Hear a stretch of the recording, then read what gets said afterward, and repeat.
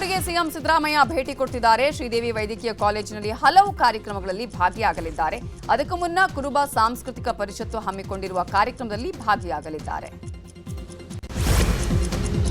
CM Siddaramaiah ನಿನ್ನೆ ಮಲ್ಲೇಶ್ವರಂನ CTR ಹೋಟೆಲ್ಗೆ ಭೇಟಿ ಕೊಟ್ಟಿದ್ರು. ಹೋಟೆಲ್ನಲ್ಲಿ ಮಸಾಲೆ ದೋಸೆ ಸವಿದ್ರು. ಸಿಎಂಗೆ ಸಚಿವ ಮಹದೇವಪ್ಪ ಸಾಥ್ ಕೊಟ್ಟರು. ದೋಸೆಯನ್ನ ಸವಿದ್ರು. ಬಳಿಕ ಚಿನ್ನಸ್ವಾಮಿ ಕ್ರೀಡಾಂಗಣಕ್ಕೆ ತೆರಳಿ ಐಪಿಎಲ್ ಮ್ಯಾಚ್ ವೀಕ್ಷಣೆ ಮಾಡಿದ್ರು. ಸಚಿವ ಎಚ್ ಸಿ ಮಹದೇವಪ್ಪ, ಸಿಎಂ ರಾಜಕೀಯ ಕಾರ್ಯದರ್ಶಿ ಗೋವಿಂದರಾಜು ಉಪಸ್ಥಿತರಿದ್ದರು. ಮಾಜಿ ಜಾನ್ ಮುತ್ತಪ್ಪರೈ ಮಗ ರಿಖಿರೈ ಮೇಲೆ ಗುಂಡಿನ ದಾಳಿ ಮಾಡಲಾಗಿದೆ. ದಾಳಿಯಲ್ಲಿ ರಿಖಿರೈ ಮೂಗು ಮತ್ತು ಕೈಗೆ ಗುಂಡು ತಾಕಿದೆ. ಬಿಡದಿಯ ಮುತ್ತಪ್ಪರೈ ನಿವಾಸದ ಮುಂದೆಯೇ ಘಟನೆ ನಡೆದಿದೆ.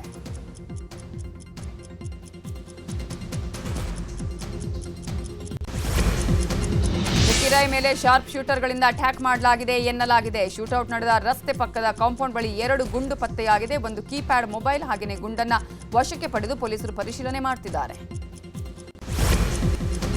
ತುಮಕೂರಿನ ಬಿಜೆಪಿ ಮುಖಂಡ ಅಣ್ಣಪ್ಪ ಸ್ವಾಮಿ ಹನಿ ಟ್ರ್ಯಾಪ್ ಕೇಸ್ ಸಂಬಂಧ ಅಣ್ಣಪ್ಪ ಸ್ವಾಮಿ ವಿರುದ್ಧ ಎಫ್ಐಆರ್ ದಾಖಲಾಗಿದೆ.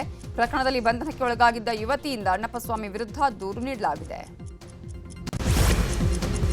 ಚಿತ್ರದುರ್ಗದಲ್ಲಿ ಸುರಿದ ಭಾರೀ ಗಾಳಿ ಮಳೆಗೆ ಅಡಿಕೆ ಹಾಗೂ ತೆಂಗಿನ ಮರಗಳು ನೆಲಕ್ಕುರುಳಿವೆ. ಹೊಳಲ್ಕೆರೆ ತಾಲೂಕಿನ ಕೊಡಗವಳ್ಳಿ ಹಟ್ಟಿ ಗ್ರಾಮದಲ್ಲಿ 25ಕ್ಕೂ ಹೆಚ್ಚು ರೈತರ ಜಮೀನಿನಲ್ಲಿ ಬೆಳೆದ ಅಡಿಕೆ ಹಾಗೂ ತೆಂಗಿನ ಮರ ಧರೆಗುರುಳಿದೆ. ಸಿಇಟಿ ಪರೀಕ್ಷೆ ವೇಳೆ ಜನಿವಾರ ತೆಗೆಸಿ ಪರೀಕ್ಷೆ ಬರೆಸಿದ್ದಕ್ಕೆ ಭಾರೀ ಆಕ್ರೋಶ ವ್ಯಕ್ತವಾಗುತ್ತಿದೆ. ಶಿವಮೊಗ್ಗ ಜಿಲ್ಲಾ ಬ್ರಾಹ್ಮಣ ಮಹಾಸಭಾದಿಂದ ದೊಡ್ಡಪೇಟೆ ಪೊಲೀಸ್ ಠಾಣೆಯಲ್ಲಿ ದೂರು ನೀಡಲಾಗಿದೆ. ಸಿಇಟಿ ಪರೀಕ್ಷೆ ವೇಳೆ ವಿದ್ಯಾರ್ಥಿಗಳ ಜನಿವಾರ ತೆಗೆಸಿದ್ದನ್ನ ಪ್ರಮೋದ್ ಮುತಾಲಿಕ್ ಖಂಡಿಸಿದ್ದಾರೆ. ಕೃತ್ಯ ಎಸಗಿದ ಅಧಿಕಾರಿಗಳನ್ನು ಅಮಾನತುಗೊಳಿಸಬೇಕು ಅಂತ ಆಗ್ರಹಿಸಿದ್ದಾರೆ. ಕೊಪ್ಪಳದ ಜಿಲ್ಲಾಸ್ಪತ್ರೆ ಅವ್ಯವಸ್ಥೆಯ ಆಗರವಾಗಿದೆ. ಆಸ್ಪತ್ರೆಯ ಮುಂಭಾಗದಲ್ಲಿ ಚರಂಡಿ ನೀರು ತುಂಬಿ ಹರಿತಾ ಇದೆ. ಆಸ್ಪತ್ರೆಗೆ ಬರುವವರು ಮೂಗು ಮುಚ್ಚಿಕೊಂಡು ಬರಬೇಕಾದ ಪರಿಸ್ಥಿತಿ ಇದೆ. ಕೋಲಾರದ ಮಾಲೂರು ತಾಲೂಕಿನ ಗಣಿಗಾರಿಕೆ ಪ್ರದೇಶಕ್ಕೆ ಉಪಲೋಕಾಯುಕ್ತ ವೀರಪ್ಪ ಭೇಟಿ ಕೊಟ್ಟರು. ಈ ವೇಳೆ ಮಾಲೂರು ಆಸ್ಪತ್ರೆ ಹೊರಗುತ್ತಿಗೆ ನೌಕರನ ಫೋನ್ ಪೇ ವಹಿವಾಟು ನೋಡಿ ಸುಮೋಟೋ ಕೇಸ್ ದಾಖಲಿಸಿಕೊಳ್ಳುವಂತೆ ಸೂಚನೆ ನೀಡಿದರು.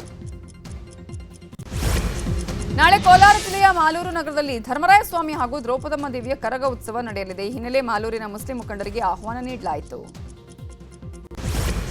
ಕೊಪ್ಪಳದ ಭಾಗ್ಯನಗರದ ಇಂದಿರಾ ಕ್ಯಾಂಟೀನ್ ಕುಡುಕರ ಅಡ್ಡೆಯಾಗಿದೆ. ಈ ಬಗ್ಗೆ ನಮ್ಮೂರಲ್ಲಿ ನ್ಯೂಸ್ 18 ಕಾರ್ಯಕ್ರಮದಲ್ಲಿ ವರದಿಯನ್ನ ಪ್ರಸಾರ ಮಾಡಲಾಗಿತ್ತು. ವರದಿಯ ಬೆನ್ನಲ್ಲೇ ಎಚ್ಚೆತ್ತ ಶಾಸಕ ಹಿಟ್ನಾಳ್ ಶೀಘ್ರದಲ್ಲೇ ಇಂದಿರಾ ಕ್ಯಾಂಟೀನ್ ಆರಂಭಿಸುತ್ತೇವೆ ಅಂದಿದ್ದಾರೆ.